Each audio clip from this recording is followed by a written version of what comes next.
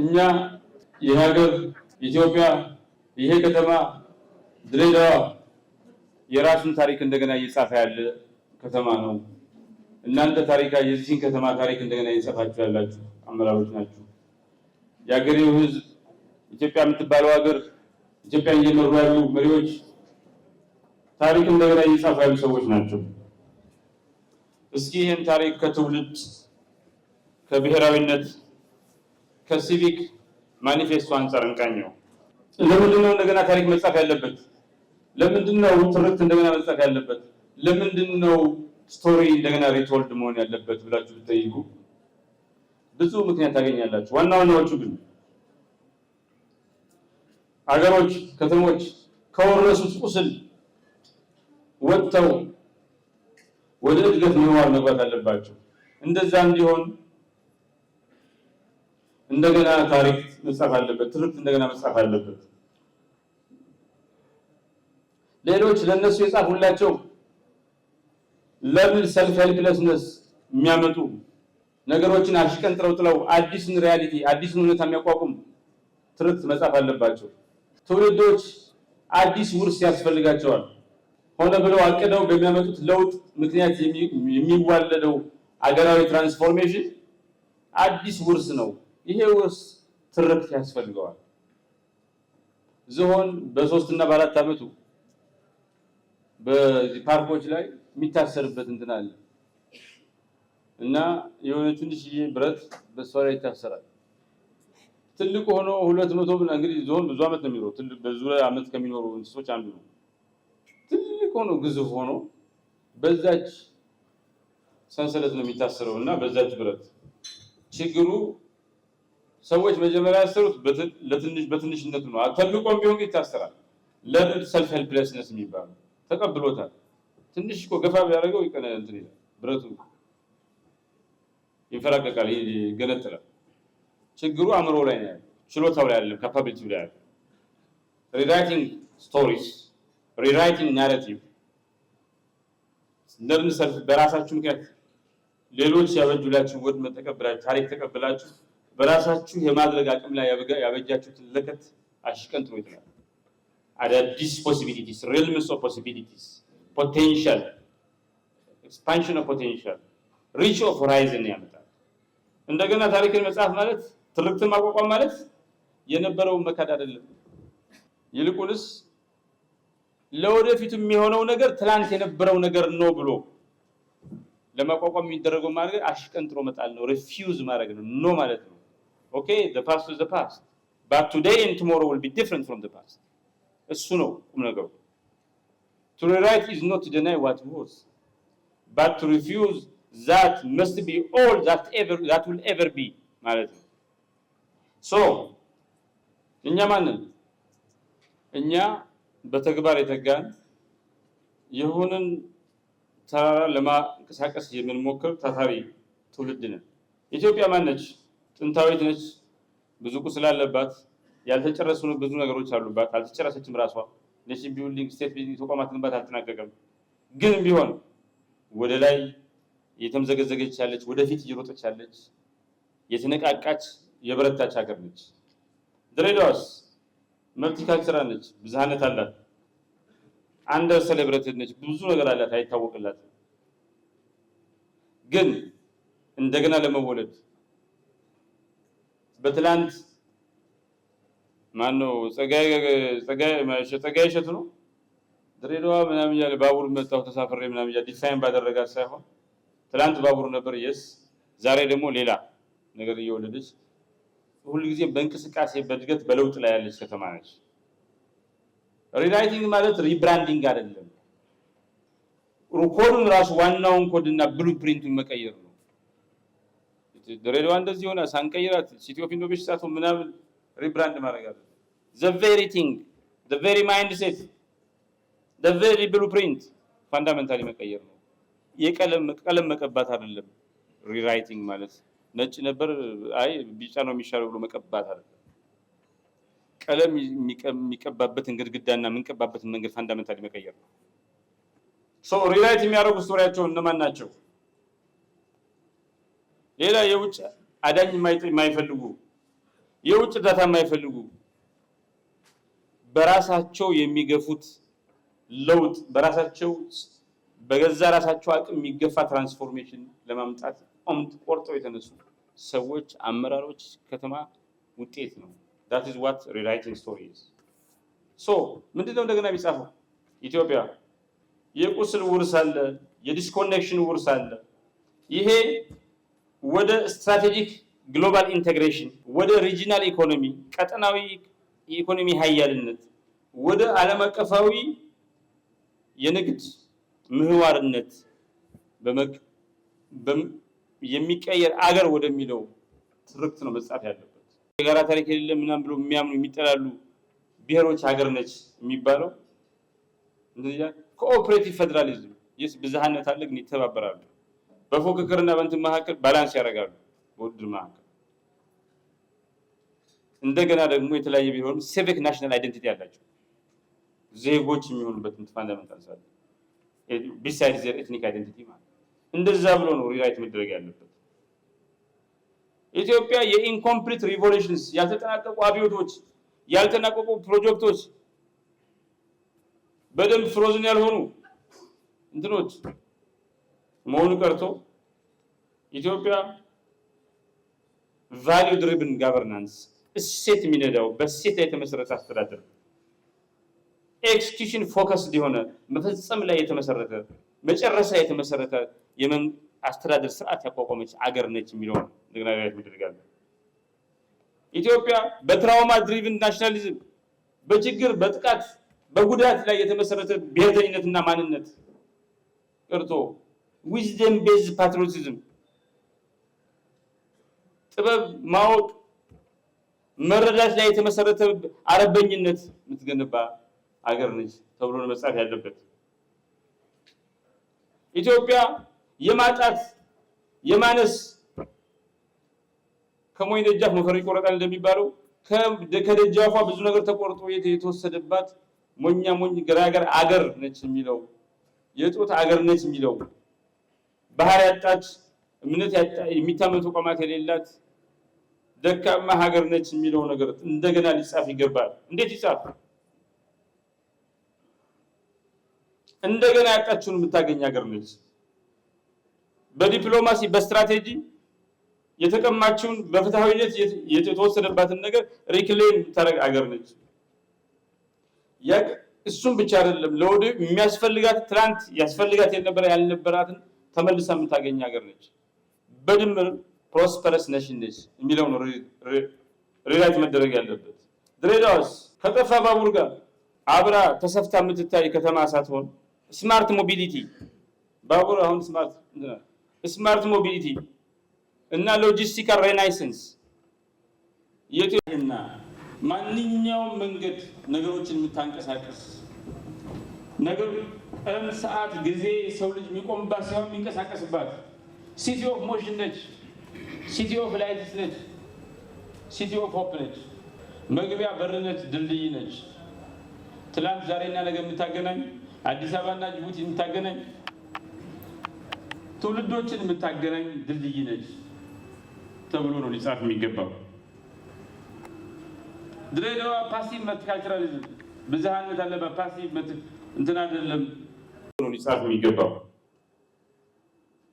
ድሬዳዋ ፓሲቭ መልቲካልቸራሊዝም ብዝሃነት አለባት። ፓሲቭ እንትን አይደለም።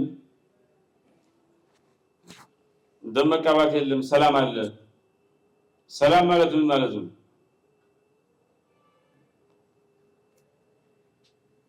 ምንድነው? ኔጌቲቭ ፒስ የሚባል አይደል? ጦርነት ምናምን የለም ማለት ሰላም የለም ማለት አይደለም። ሰላም አለ ማለት አይደለም። ነው ሶ ፓሲቭ መልቲካልቸራሊዝም ይሄ ወጥተን አክቲቭ የሆነ ካልቸራል ኢኖቬሽን አዲስ ሶማሌው አዲስ ተጨማሪ እንትን ጨምሮ ከሌላው ጋር ካልቸራል ኤክስቼንጅ እያደረገ ኦሮሞ፣ አማራው፣ ሀረሪው ኤቭሪዋን እዚህ ማንም ብሔር የመናዊ ይሁን ግሪካዊ ይሁን ኤኒዋን ሊሚትለስ የሆነ ሁሉንም የምትቀበል የምታስተናግድ ለሁሉም በሯ ክፍት የሆነ ከሁሉም ጋር ለመኖር ከሁሉም ባህል ጋር ለመኖር ለመማር ዝግጁ የሆነች ከተማና ህዝብ ያለችበት አገር ከተማ ነች ተብሎ ነው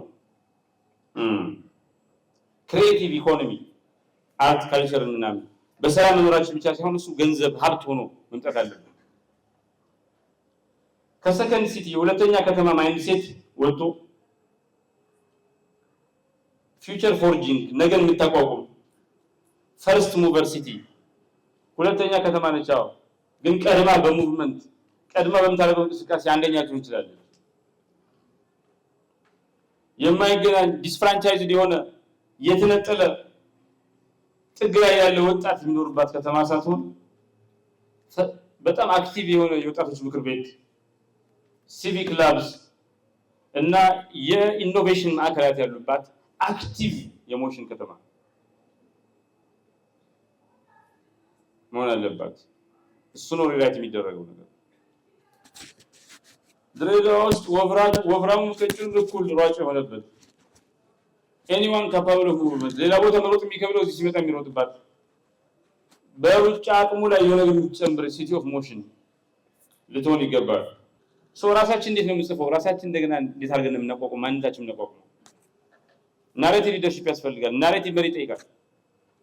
ናሬቲቭን የሚመሩ የሚያቋቁሙ፣ የሚለፉ፣ ስትራቴጂ ዳይሬክሽን የሚሰጡ፣ የሚቀርጹ፣ የሚያስተጋቡ፣ ዲሰሚኔት የሚያደርጉ መሪዎች ያስፈልጋል። ኢንስቲትዩሽናል ሚሞሪ ሪፎርም ያስፈልገዋል። የተቋማት ሚሞሪ ሪፎርም መደረግ አለበት። ስትራቴጂክ ሰልፍ ሪኢንቬንሽን እንደገና ራስን ሪኢንቨንት ማድረግ እንደገና ራሱን በሌላ መንገድ በአዲስ መንገድ መግለጽ እናንተ ማለት ያስፈልጋል። የሚጻፉት ነገሮች ፐብሊክ ሪቹዋልስ በህዝብ በዓላት ህዝብ እንትኖች ፕላትፎርምስ ያስፈልጉታል። ቫልዩ እንዲሆኑ እሴት እንዲሆኑ የሀገሬው የከተማ ነዋሪው የጋራ ሸርድ አይደንቲቲ ሸርድ ስቶሪ እንዲሆኑ ማለት ዘንድ ካልቸራል ፕሮዳክሽን ይጠይቃል። ፊልም፣ ሙዚቃ፣ ግጥም ምናምን ሆኖ ሪፕሮዲውስ መደረግ አለበት። ካልቸራል ኤክስፕሬሽን አርቲስቲክ ኤክስፕሬሽን ማግኘት አለበት። ዲሰሚኔትድ መሆን አለበት፣ መስራት አለበት። እንደዚህ አምስቱን ነገር ስናሟላ ነው ሪራይቲንግ የሚመጣው። ናሬቲቭ ሊደርሺፕ ማለት ነው እያንዳንዱ ዜጋ ተመልካች አይደለም፣ ታዛቢ አይደለም። ስቶሪ ካሪየር ነው። ስቶሪ ያስተጋባል፣ ስቶሪ ይጽፋል፣ ለጓደኛው ይነግራል፣ ኬር ያደርጋል። አሜሪካ ሲሄድ ያስተጋባል፣ አዲስ አበባ ሲሄድ ያስተጋባል፣ ሀርጌሳ ሲሄድ ያስተጋባል። ታሪኩን እንደገና የጻፈች ከተማ ታሪኳን እንደገና በመጻፍ ያለች ሀገር ስትሆን ምንድን ነው የሚሆነው? ከኦልድ ሞዴሉ ትወጣለች። ኦልድ ሞዴሉ ታሪኩን ያጻፈ ማን ነው? እንዴት ነው የሚሆነው? ፋንክሽን የሚያደርገው ነገሩን የሚያከናውነው ምንድን ነው? በትውስታ ነው፣ ባለፈ ጊዜ ነው።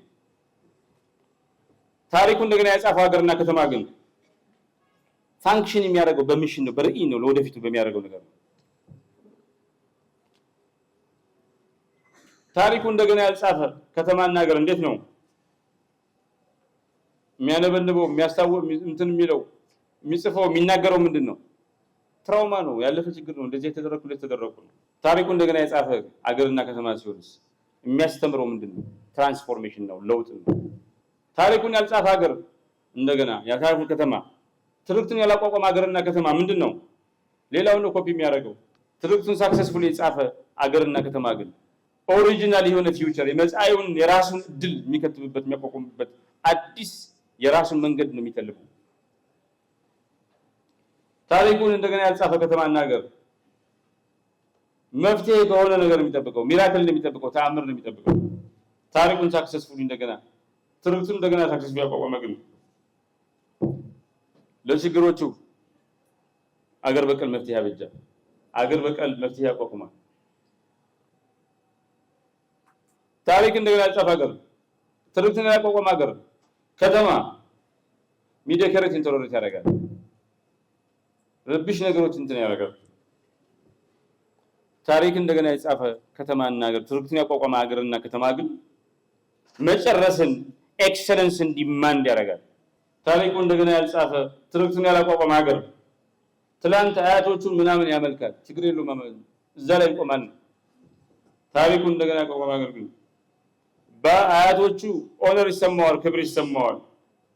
መጻኢውን ትውልድ ግን እዛ ላይ ሳይቆም መጻኢውን ትውልድ ኢምፓወር ያደርጋል፣ ዲሰንደንቶችን ኢምፓወር ያደርጋል። አያቶቹም እዚህ እየጨቆነ ልጁን እየመታ አያቱን አይደለም የሚያከብረው፣ በአያቱ ይኮራል። እዛ ላይ ሳይቆም ግን መጪው ትውልድ ከአያቱ የተሻለ እንዲሆን ከሱ የተሻለ እንዲሆን ይሰራል። ትውልዳዊ ሚና አንዳንዱ ትውልድ ስቶሪ ይወርሳል። የኛ ግን ያን ስቶሪ መውረስ አይደለም ጣፈንታችን። እፊታችን ላይ የተቀመጠው ምርጫ ጠረጴዛው ላይ የተቀመጠው ምርጫ አንድና አንድ ብቻ ነው። ትርክታችንን እንደገና መጻፍ ነው። ሪራይቲንግ አወር ስቶሪ ነው። እነማን ናቸው ባለ ጉዳዮቹ? ወጣቶች፣ መሪዎች፣ ናሬቲቭ ቢልደርስ፣ ትልቅ ተቋም፣ የመንግስት ሰራተኞች፣ አስተማሪዎች፣ ዲፕሎማትስ፣ አርባን የከተማ ፕላነርስ፣ አርቲስቶች ሊሆኑ ይችላሉ። ምንድነው ማንትራው? ምንድነው ዋናው የሚለፈፈው ነገር? we are not here to repeat። እዚህ ያለነው ለመድገም የሆነ ነገር ለመድገም አይደለም። we are here to redirect ነገሮችን በመሰረቱ እንትን ነው። መኪናዋ የሆነ ቦታ ቆማለች፣ እሷን በዛው መንገድ ለመንዳት አይደለም፣ ቀኝ ኋላ ዙር ልንላት ነው። ወይ አዲስ መንገድ አውጥተን መኪናዋ ወደ ሌላ መንገድ እንትን ባቡሩን ልንወስደው ነው እንጂ ባለበት አዝግም አይደለም። ህዳሴ ግድብ ኢትዮጵያ ፓወርለስ ከተሞቿ ጨለማም የግብጽና እንትን መብራት አይታችኋል። ማታ ሲነሳ ፎቶ የግብጽና የካይሮና አዲስ አበባ ጨለማ ታሪካዊ ነው። ፓወርለስ ሲሆን አቅም የሌላት የአባይ ልጅ ውሃ ጠማው እያለች የምትቆዝም አገር ወደ ኮንቲኔንታል ፓወር ብሮከር 5-6 ሀገር ኢነርጂ የምትሸጥ ዶላር የምታገኝ አገር ስኖትርክ ዲጂታል ኢትዮጵያ 2025 ከቴክኖሎጂ የኋላ እንትነት ቴክኖሎጂ ጭራነት ወደ ዲጂታል ትራንስፎርሜሽናል ሊደርነት መሸጋገር ያለች ሀገር ናሬቲቭ እንትኑ ምንድነው? የትርክት ኮንሲኩዌንስ ከረሃብ ስዕል ኢሜጅ ወደ የሰው ልጆች ኦሪጂን ክራድል ኦፍ ሶል የሰው ልጆች መገኛ የሰው ልጅ ምንጭ የሉሲ ሀገር ድሬዳዋስ ኢንዱስትሪያል ሪሰርጀንስ ነው። እንደገና ኢንዱስትሪ እንደገና ማይፈን ስፔሻል ዞን ድራይ ፖርት አክቲቬሽን ምናምን ኢንዱስትሪያል ሪሰርጀንስ ያመጣል። ሲቪክ ኢኖቬሽን ወጣቶች የሚያንቀሳቅስ ስማርት ሲቲ ፓይለትስ ያሉበት ዜጎች አዳዲስ ነገር የሚፈጥሩበት የተነቃቃ ህይወት የሚኖሩበት ከተማ። ብራንዲንግ ዋስ ምን እንደሚሆነው መታወቂያዋ ከተረሳች የባቡር ወለድ ከተማነት ወደ ሪጂናል አርባን ሞዴል ወደ ቀጠናዊ ሞዴል ከተማነት መሸጋገር ነው። ኢትዮጵያና አፍሪካ አስገራሚ ነገር ነው። ዌስትድ ፖቴንሻል አቅማቸው የተየለለ ነው። እንትናቸው ደግሞ አስገራሚ ነው እና ስታቲስቲክሳችን ኮንፍሮንት ብናደርገው ቁጥሮችን፣ ናምበሮችን፣ ዳታዎችን፣ ፊገሮችን፣ ስታቲስቲክሶችን ፋክትስ ኮንፊገር የሚያስቆጣ ነገር ነው። ፖቴንሻላችን የተየለለ ፐርፎርማንሳችን እዚህ ግባ የማይባል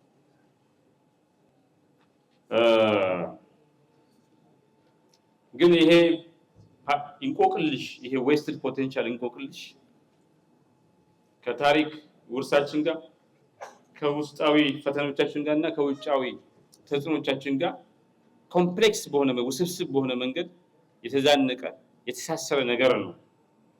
አፍሪካ መስቀለኛ መንገድ ላይ ነው የምትገኘው።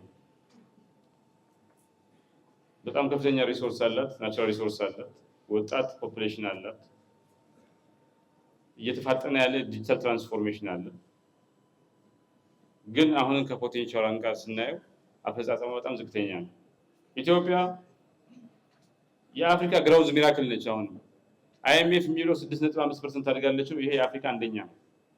ከፍተኛ የሆነ ጂዲፒ ኤክስፓንሽን መጥቷል። ገና ግን ኢኮኖሚክስ ሪስትራክቸሪንግ ስትራክቸራል ትራንስፎርሜሽን ገና አልመጣም። መዋቅራዊ ሽግግር አላረጋገጠም። ምንድነው ፖቴንሻላችን? ዲሞግራፊ ዲቪደንድ አለ።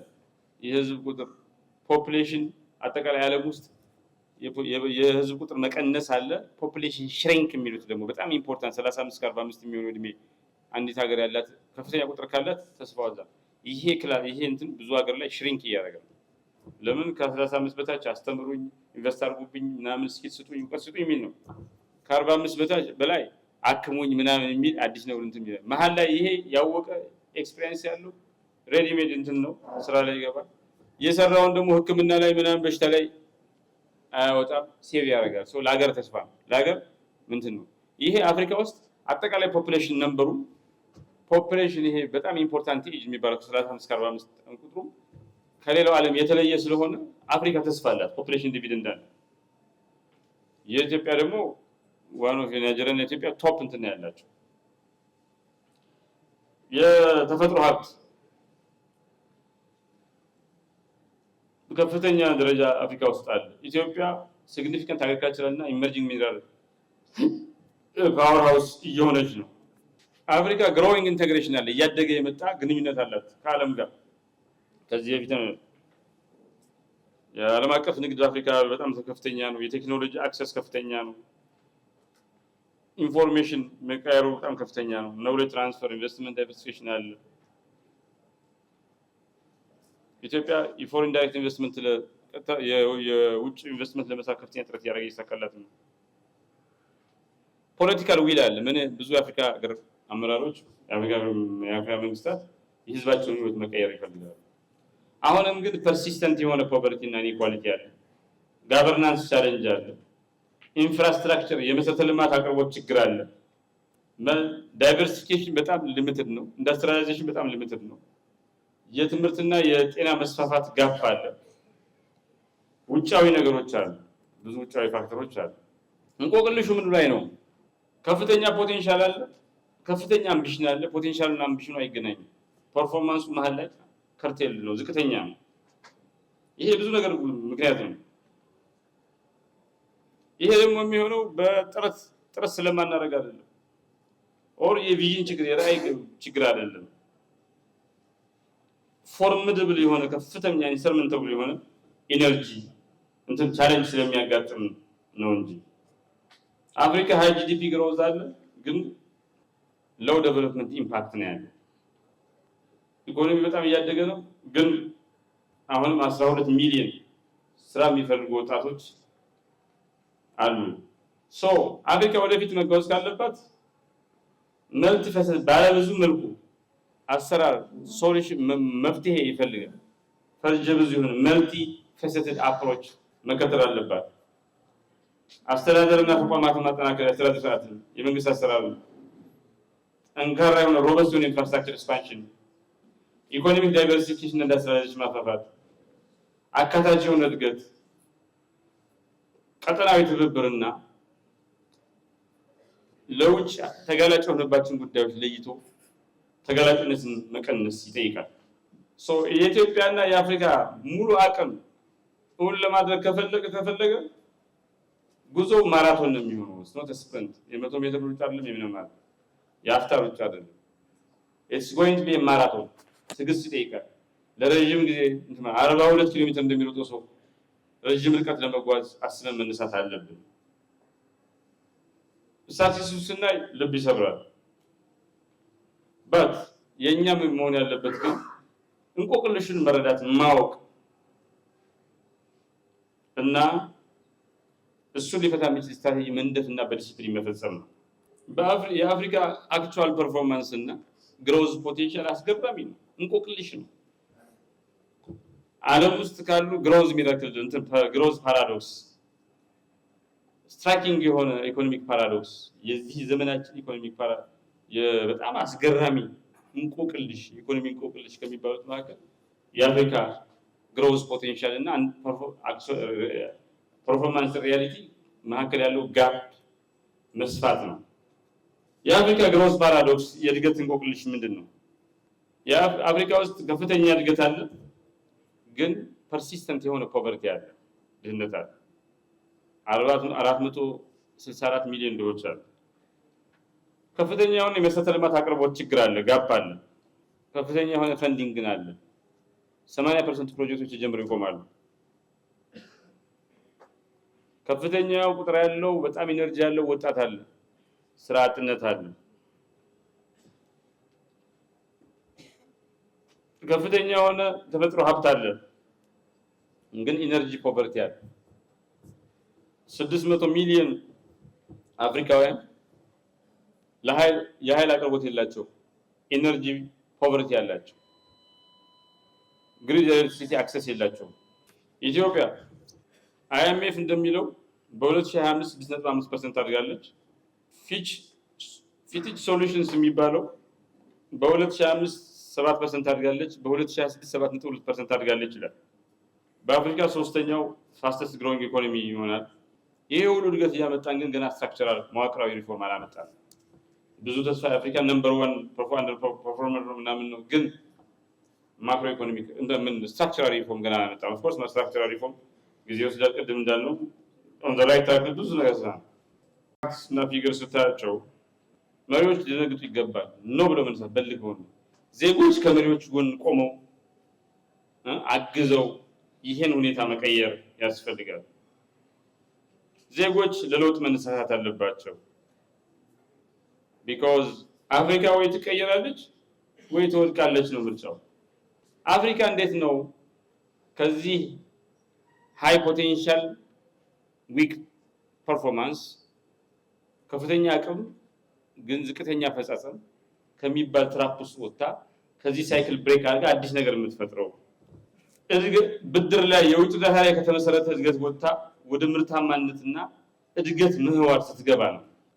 መሰረተ ልማት የምትገነባበት ፋይናንሲንግ ሞዴል ፊክስ ስታደርግ ነው። ፐብሊክ ፕራይቬት ፓርትነርሺፕ ፒፒፒ የሚባለው ከዚህ ከብድር ከምናምን እየጠበቁ ከሚደረጉ ፒፒፒ ዋነኛው መንገድ ስናደርገው ነው። ከኢኮኖሚው ጋር አብሮ የሚሄድ የትምህርት ስርዓት ስንደድፍና ስናቋቁምና በተግባርም ተግባራዊ ስናደርገው ነው። የፖለቲካ መረጋጋትና አካታች የሆነ መንግስት አስተዳደር ስናቋቁም ነው። አፍሪካ ትንሽ የሚገባትን ያክል ታድጋለች? በፖቴንሻል እና በፐርፎርማንስ መካከል ያለው ርቀት ታጠባለች ወይስ ታሰፋለች? የበለጠ ዳታዎች፣ ጥናቶች እንደሚያሳዩት አፍሪካም ሆነ ኢትዮጵያ ኤክስፕሎሲቭ የሆነ ግሮዝ ትራንስፎርሜሽናል የሆነ ለውጥ የማምጣት አቅም አላቸው። ይሄ እንዲሆን ብድር ላይ የተመሰረተ ፋይናንሲንግ እየቀረበ ፕራይቬት ሴክተር ፕሮዳክቲቪቲ እንዲጨምር እያደረግን አሁን እንዳለው ሪፎርም ኢኮኖሚክ ሪፎርም ነው። እውነተኛ ፖለቲካና ኢኮኖሚ ሪፎርም በማምጣት የአፍሪካ ታይገር ኢኮኖሚ መሆን ትችላለች።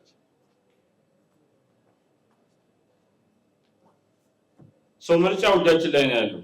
ኦፍ ኮርስ እኛ መርጠን አገሪቷን ትያለች ነው።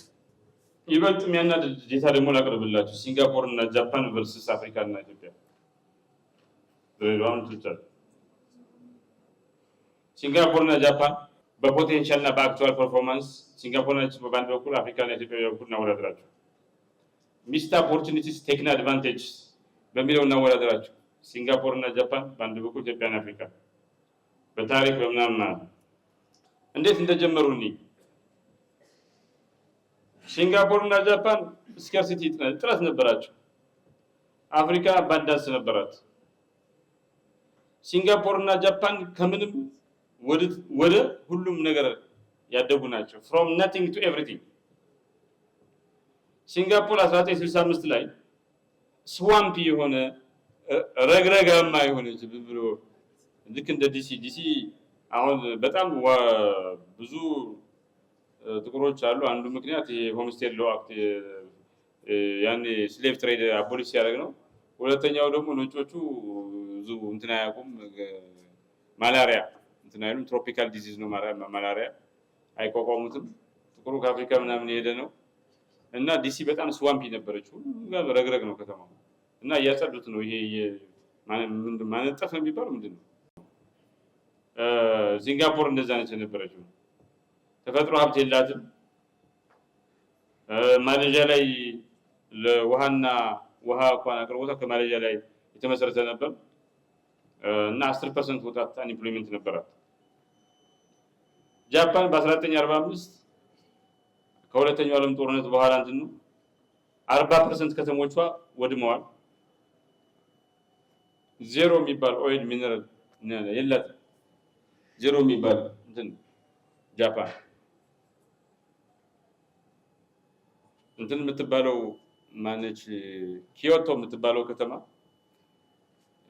ቦምብ ይደረግ በኒውክሌር ቦምብ ይደረጉ በቦምብ ይመቱ ከተባሉ ከተሞች አንዷ ነበረች እና ለምን ሴፍ እንደሆነ ታውቃላችሁ? የታዘዘው ሰው ኪዮቶ በጣም ቆንጆ ከተማ ናት፣ በጣም በአበባ የተሞላች ምናምን እና ሃኒሙን እዛ ጫጉላ ሽርሽሩን እዛ አድርጓል። እቺን ከተማ አጥፋትም ብሎ አዳናት ይባላል። ውበቷ ያዳናት ከተማ ነች። አፍሪካና ኢትዮጵያስ እንግዲህ ጃፓንና ሲንጋፖር አይተናል እንዴት እንደጀመሩ። አፍሪካና ኢትዮጵያ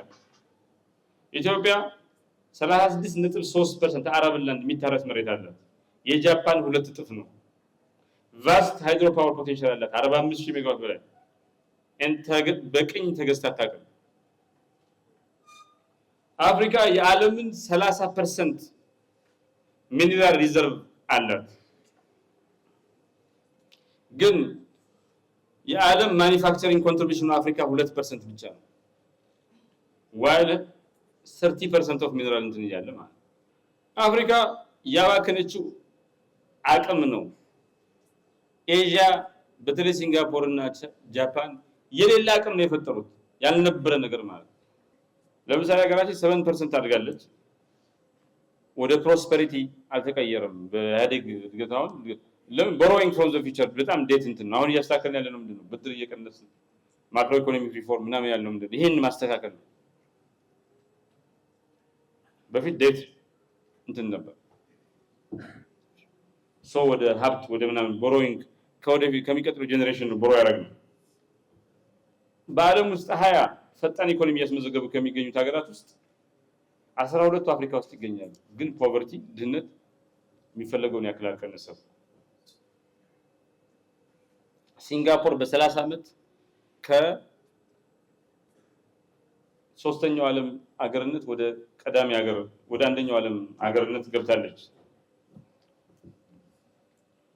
የጃፓንና የሲንጋፖር እድገት ሌላው የሚለየው እድገቱ ሁሉንም ታንኳዎችን ነው ከፍ ያደረገው። በጣም ፈጣን ነበር፣ ዘላቂ ነበር፣ ሪላቲቭሊ ፍትሃዊ ክፍል የሰፈነበት እድገት ነበር። ሲንጋፖር ከ28 ዓመት ጉዞ በኋላ በ1993 በጂዲፒ እንግሊዝን በልጣለች። ሁለቱም የተባበሩበት ኤክስፖርት ኦሪየንትድ አካታች እድገት ነበር።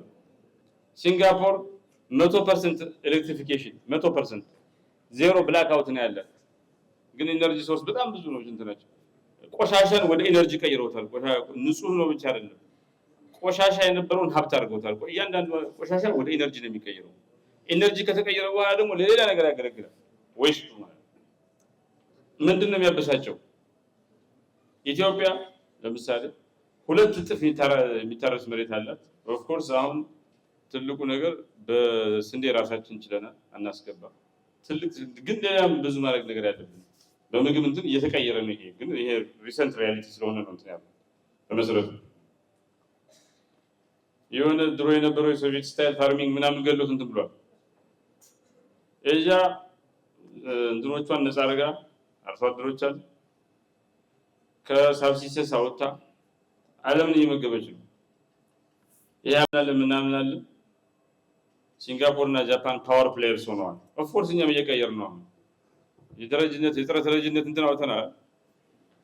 ተረጅነት ማስወገድ ህግ አውጥተን ምናምን እንትን አይሚን እቅድ አውጥተን መፈጸም አለብን። ይሄ በጣም በጣም መሰረታዊ ነገር ነው። ባይዘው ዲፋይኒንግ ነው የኛን ትውልድ ከሌላው ትውልድ እንዴት ብሎ ያርዳታ ምናምን የሚባለው ነገር ነው።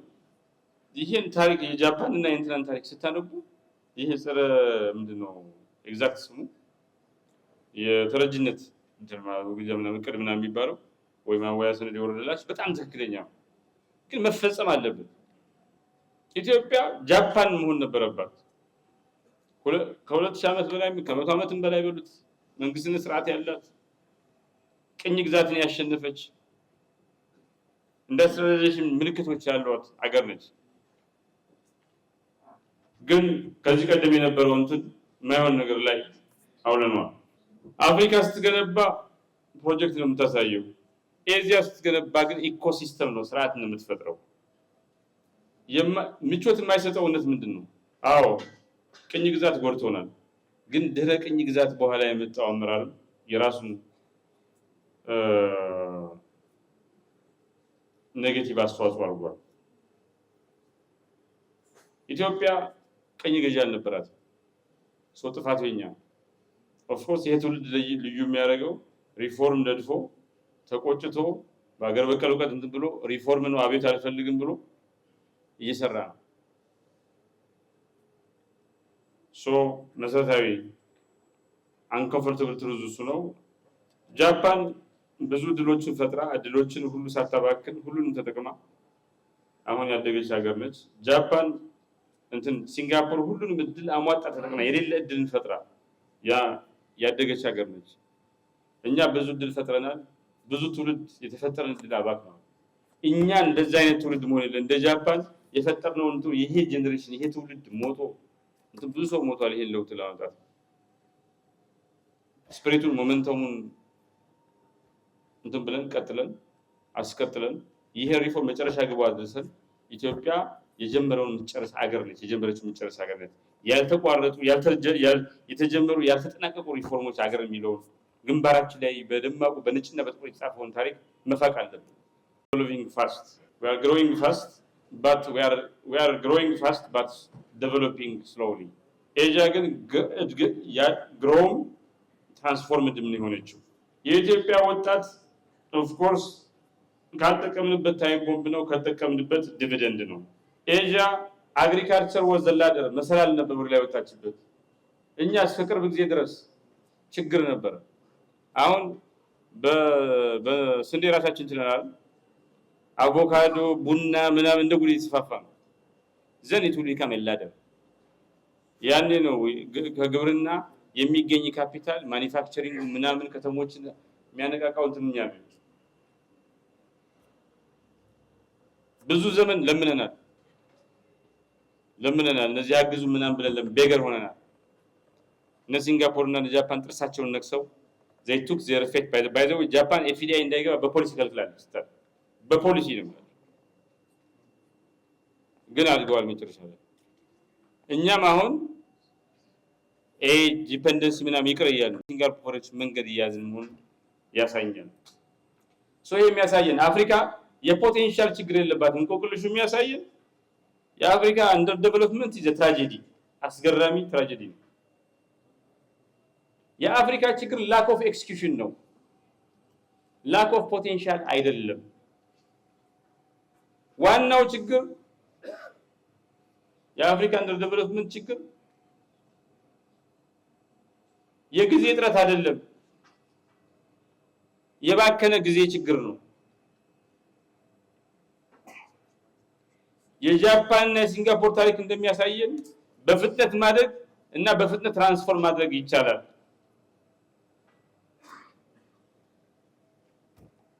እኛ የዚህ የአፍሪካ መሪዎች፣ እኛ የዚህ ትውልድ መሪዎች፣ እኛ የኢትዮጵያ መሪዎች፣ እኛ የድሬዳዋ መሪዎች ምርጫችን ምንድን ነው?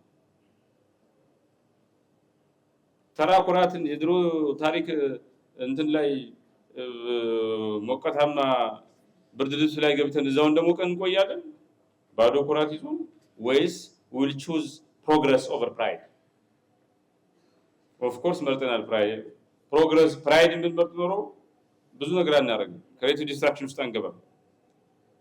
ቴሌብር ሲመጣ ብዙ ነገር ኦልድ ነገር ይዘጋል። ኤሌክትሪክ ካር ነው የሚገባው ብለን ስንል ብዙ ነገር ይዘጋል። ክሬቲቭ ዲስትራክሽን ነው።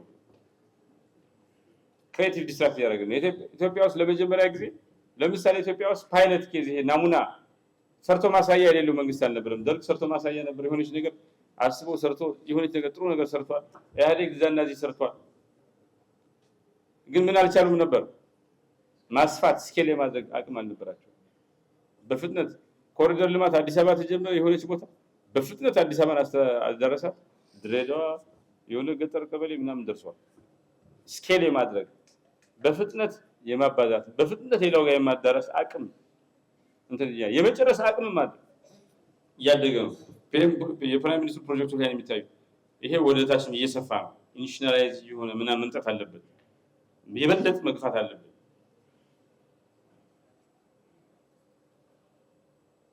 እብድ መሆን፣ ጤነኛ መሆን፣ ወፈፌ መሆን ማለት ይላል አይንሽታይን ተመሳሳይ ነገር እየጠበቁ የሰሩ የተለየ ነገር መጠበቅ ነው ይላል። ጥያቄው ለምንድን ነው አፍሪካ ደሃ የሆነችው? ለምንድን ነው ተመሳሳይ ስህተት የምንደጋግመው? ይሄ ትውልድ ጥያቄ መሆን አለበት።